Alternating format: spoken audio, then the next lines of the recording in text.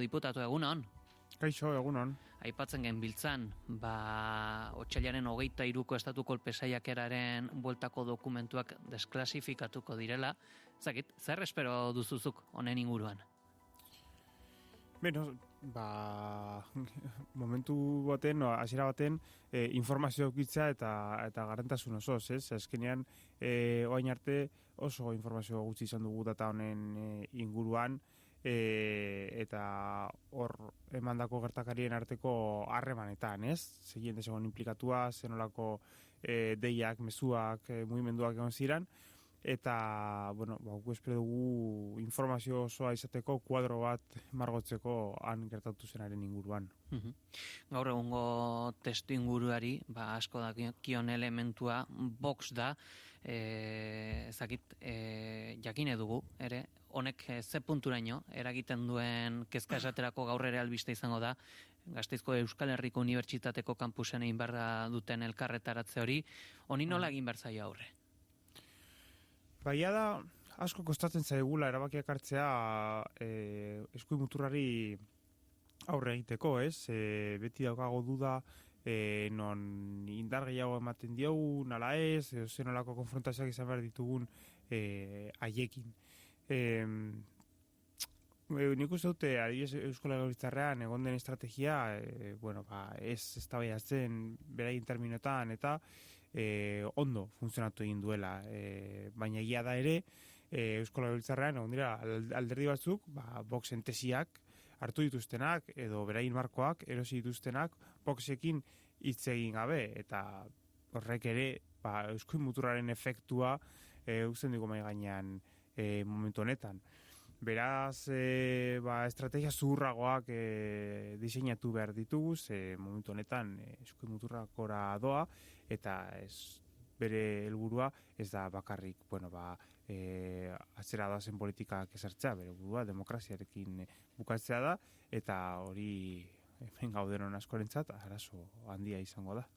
Ikusita orain artean edo azken aldian izan diren hauteskundeak edo bestelako botere erakustaldiak ematen du alde bat badagoela Euskal Herria eta Espainiar estatuko gainontzeko lurraldeen artean. Zuk nabaritzen duzu hori, esaterako Madrilen bertan zaudenean Voxen eragina bestelakoa dela kaleetan, egunerokotasunean? Argi dago, Voxen implantazioa, Euskal Herrian askoz txikiagoa dela. Hori argi daukagu, eta gainera, egia da, erritmo politikoa eta ambientea ezberdina dela, hori bai nabaritzen da, baina beti izan da horrela, azkenean Euskadin ekosistema politiko propio bat daukagu. Madrilen gertatzen dena da, adibidez, Alderdi Popularra dela kongresuan dagoen indar politikorik handiena momentu honetan Voxen estrategiak erosten dituela.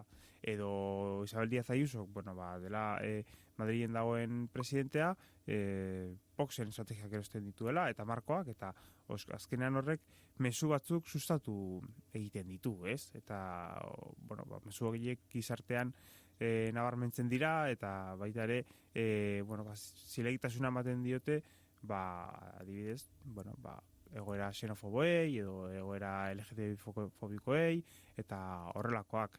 Eta horrek eragin handia izaten du eguneroko politikan. Eta testu inguru honek bultzatuta ere beste arrazoiekin batera asteburu honetan pauso bat aitzinera izeneko ekitaldia egin duzue.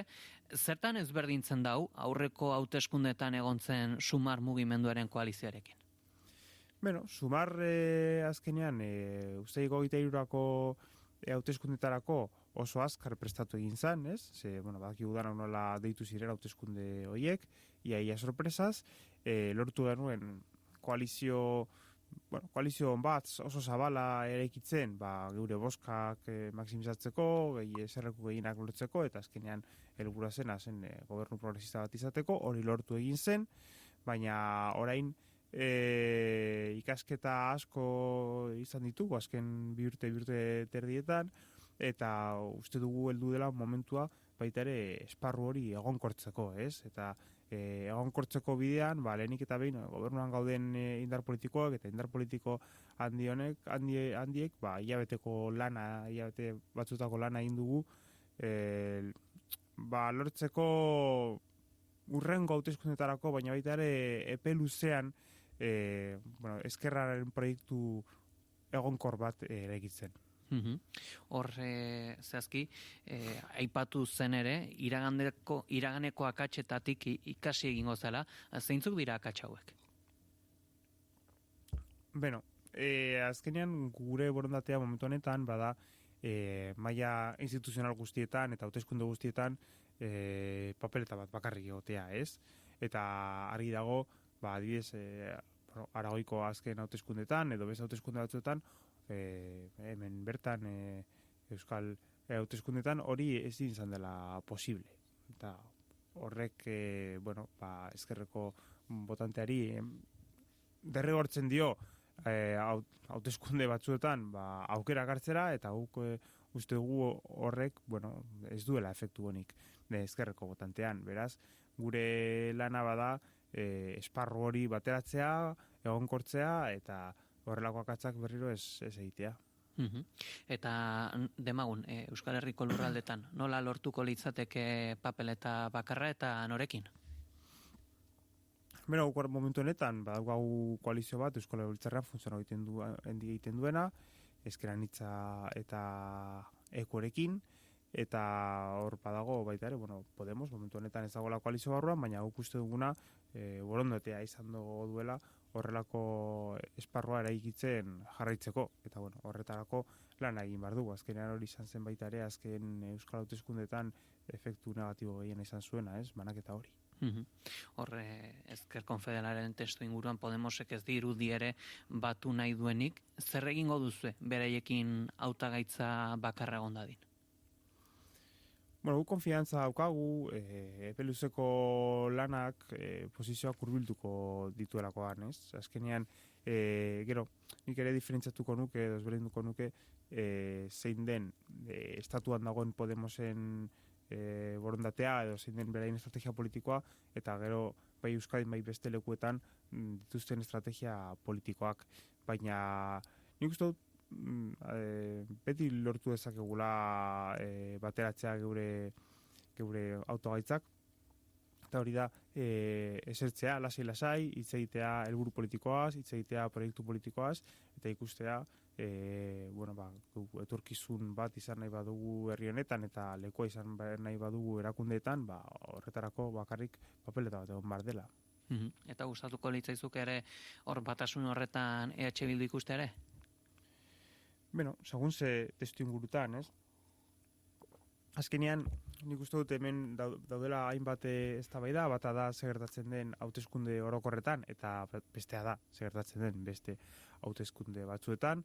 Nik uste dut udal eta foru hauteskundetan, bakoitzak bere dinamika propioa duela, bere esparrua, eta horrelako dinamika berrezkoa dela, baita ere ezkerrak gobernatzeko udaletan, eta egia da hauteskunde orokorrak testu inguru oso berezia dutela. Asko galdetu da oneri buruz azken egunetan, ez? Eta nik esaten duana da, ben gertatzen dira bi gauza. Bata, Euskal Herria Bilduk esan duela, EAJaren eskutik jo nahi duela horrelako aukera batean, ez? Fronte aukera batean, edo fronte demokratikoa, edo deitu nahi duzun bezala, baina hori da Otegi jaunak esan zuena, eta gure plana ez da Euskal Eskuinarekin inora jutea fronte batean. Hori hasiera batean. Baina baita ere, askotan izan behar dugu kontuan, alderdiak batzea, ez du zergatik esan nahi botanteak batu egingo direla. Uste guk hauneko 11aren bozkak izan genituen pasaren hauteskunde orokorretan, eta horrek zein nahi du botante asko ditugula, gure botoa eman nahi dutela. Bermeak badaude, orain ez gaude momentu horretan, baina bermeak badaude, batura horrek lortuko duela botoak maximizatzea, aukera guztiak zabalutko ditugu, baina uste momentu hori orain ez dela heldu. Hor, joeretan ikusten da, tokian tokiko aukera politikoek babes gehiago eskuratzen dutela, adibide argiena akaso izango da Aragoin azken aldi honetan. Hau ikusita, Ezker Konfederalen kasuan, tokikoago ikuspuntu federalistago batekin jokatu beharko litzateke? Bai, nik uste dute hori argi izan behar dugula, eta gainera, bueno, neure kasuan honen alde borrokatu egin dut beti, estatu mailako alderdi batzuek izan dute zentralizazio arazo oso handia, izan dute Madriletik gidatutako mezuen arazo oso handia, eta alderdi hauen federalizazioa, tokietako ulermena, konfidantza leku haietako kuadro politikoengan, eta garatzea, zuk esan duzun bezala, tokian tokiko indar politikoak oso garrantzitsua da. Oso garrantzitsua da, ze horrek emaitza argiak ematen ditu. Naiz eta gero ere, lidergo orokorrak, karismatikoak, eta bultzada ematen dizkizutenak politikan beharrezkoak dira ere, azkenean, hauteskunde orokor batzuetan, zuk presidente izateko hautagai bat behar duzu. Eta hori ere oso garrantzitsua da, baina ez du gaztu behar, egun badagola eguneroko lan bat hirietan eta herrietan oso garrantzitsua dena. Hor, zehazki, horretarako akaso ez litzaketeke gehiago aldarrikatu beharko demagun agenda federalista hori edo agenda errepublikanoa, hor sumarregonda gobernuaren parte da, baina alako aldarrikapenak ez dira, noizbeinka ez litzateke agian akaso alako txinpartaren bat piztu beharko? Bueno, nik uste dut egiten dugula, Egia batzutan igual gehiago egin bar dela, baina lehenik eta behin begira zenolako konfigurazioa duen Sumarrek edo Sumar taldeak kongresuan, zeintzuk diren geure bozeramaileak, nola eraikita dagoen taldea, funtzionatzen dugu kongresuan talde konfederal bat bezala.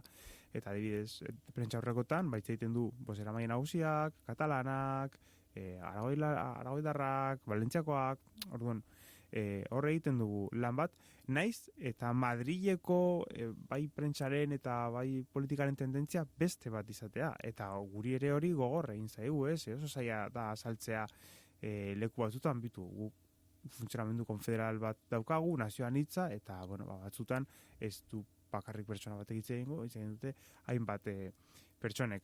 Baina gero baita ere hor, egia da, badagola agenda politiko bat, momentu honetan, kongresuak dituen arman politikoak direla eta zaila dela aurrera eramatea, baina, gure bokazioa beti izango da federalista eta nazioan hitza.